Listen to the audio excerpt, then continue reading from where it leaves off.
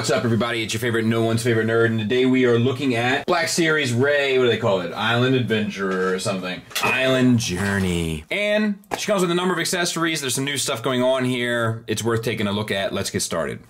She comes with her staff, which we've seen 1,000 times. I feel like this one does have a little bit more love. It has a metallic fleck finish to the staff itself, and then the some of the cling is painted white, which is fine. And then we have this bit here so she can wear it over top of her shoulder or whatever, or she can hold it. She holds her lightsaber just fine. The lightsaber itself is done fairly well. Silver finish on the hilt. I'm trying to think if that's black paint. It probably is. And then gold paint right there on the little piece there. And then we have the blue translucent blade, which you know I think should be blue translucent over a white rod, but it doesn't matter. And she comes with her pistol that fits in her holster. And she can even hold with a trigger finger hand, the same hand that holds the lightsaber. They've just done it in a way where they can make it work. Smart. We've seen this sculpt a ton of times as well, but we had the silver finish on it, and then everything is detailed and sculpted. So let's talk about her. She does have the digital paint for the face, if it'll focus, and it's done pretty well. I think it's already improved from the Electra one and the Punisher one, where the whole face doesn't look quite as affected by it. It's just pretty much on the eyes, and I think it's done pretty well. Especially for a $20 figure, I think it's pretty clean. Hair is all sculpted and painted brown. The lips are painted. Looks good. Head is on a ball hinge, so we get not much up because of the sculpt of the hair. A good bit down, and then the swivel. So all that pretty much works. We have the soft goods cloak, which is nice. The material feels good. It fits around her nicely. No issues there. The hood obviously is going to be an issue to put on. There's just no real good way to do it unless it has the real weight to it that a real hood would. Why is it having so much problems focusing? But a little bit of water, and you can probably get it to kind of fit nicely over her head, which would be cool. All right. I will say that with this much skin showing, the lack of shading really does stand out. Like it's an odd flesh tone look on the shoulders, chest, and calves. But we're not going to let that stop us from looking at it. So we do have a ball jointed waist that works really well. We have this piece, which is a softer plastic that goes over it, and then the tunic and stuff is all digitally sculpted with the material, so that looks good. Up here we have a disc hinge shoulder, get you up to there and around.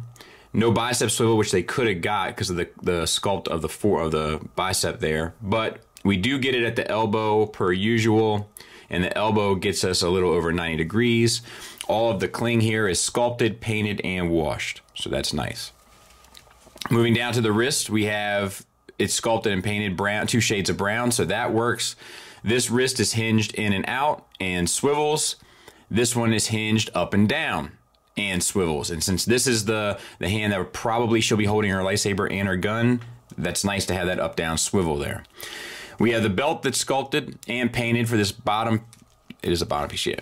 So that's glued on and looks nice. It's on the front and back, connected to the holster, which is then glued into the leg where the thigh strap is sculpted and painted as well with the buckle.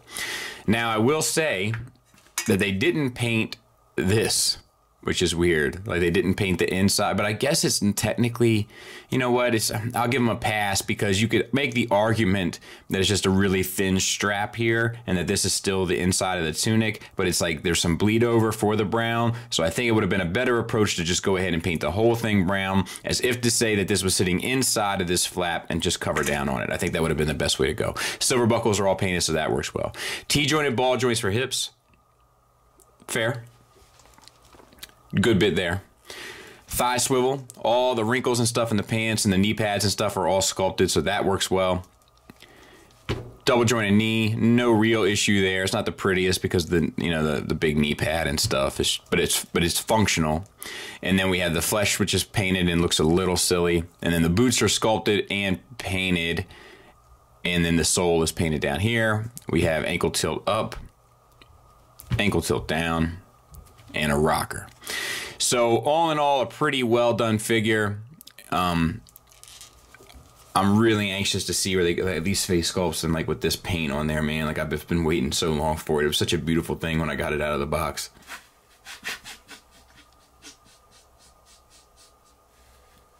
I thought it would never happen. Oh, I thought it would never happen.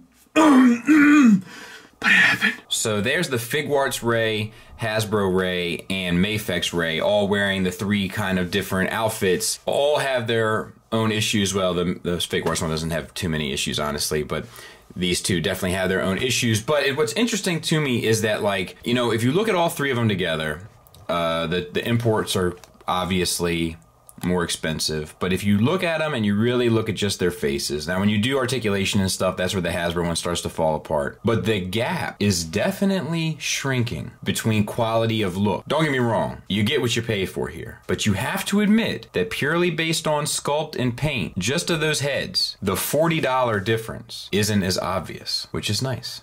Final thoughts wise, I think it's a pretty well done figure. Articulation works across the board. We got tons of sculpted detail. We got tons of paint. We got that new digital paint, which I love. We got soft goods. We got soft plastics. We got metallic paints. I mean, there's a lot of good here. At a $20 price point, I don't think this can be beat. I think for sure it is their best effort in a Rey figure. And I'm anxious to see what they have come down the line. I do think they need to really start shading their flesh tones. It just looks so weak next to their face sculpts and paint now. That's the one real criticism I would give. The only other figure I'm getting out of this wave is DJ, and I will review him as soon as I get him, but I'm not in for the whole wave. There's a lot of repacks and stuff, so I guess they're just biding their time until the Solo movie. So I'll be getting everything that's new, but I'm not going to be just getting everything just to look at everything and twice or 3 times for little paint changes and stuff like that. I'm just really be bothered, honestly. But yeah, this figure, pretty good effort. Thanks for listening. Thanks for watching. Until next time, take care.